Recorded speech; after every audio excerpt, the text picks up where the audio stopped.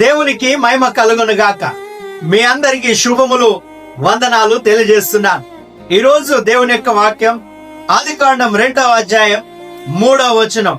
దేవుడు తాను చేసినట్టు సృజించినట్టు తన పని అంతటి నుండి విశ్రమించను. మనం అనేకమైన పనులు చేస్తాం. ఉద్యోగాల్లో, వ్యాపారాల్లో, సేవా పరిచయలో మనం కష్టపడతాం. అనేక సార్లు శరీరం నీరసించిపోతుంది. అయితే దేవుడి వాక్యం ద్వారా మనకు నేర్పిస్తున్నటువంటి పాఠం, మనకు విశ్రాంతి అవసరం. మనం ఎప్పుడైతే విశ్రాంతి తీసుకుంటామో మరలా నూతనమైన శక్తిని దేవుడు మనకు అనుగ్రహిస్తాడు. ప్రశాంతత, విశ్రాంతి అనేది చాలా ప్రాముఖ్యమైనదని పరిశుద్ధ గ్రంథం 1వ రాజుల గ్రంథం 19వ అధ్యాయం 12వ వచనములో ఏలియా చూస్తూ ఉన్నాడు. మెరుపులు వచ్చాయి, ఉరుములు వచ్చాయి. అక్కడ యెహోవా స్వరము లేదు.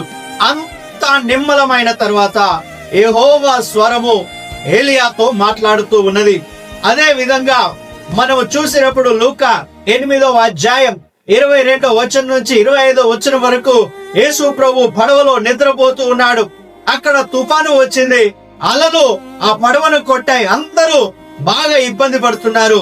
యేసు ప్రభు లేపగానే వెంటనే ఆయన లేచి అది గద్దించగానే వెంటనే అవన్నీ నిమ్మలమైపోయాయి.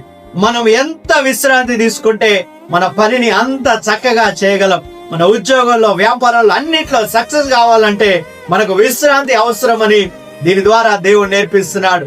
దేవుడు మనందరికీ విశ్రాంతిని అనుగ్రహించును గాక. సబ్స్క్రైబ్ చేయండి, షేర్ చేయండి, అనేక మందికి వాక్యాలు వెళ్ళాలి.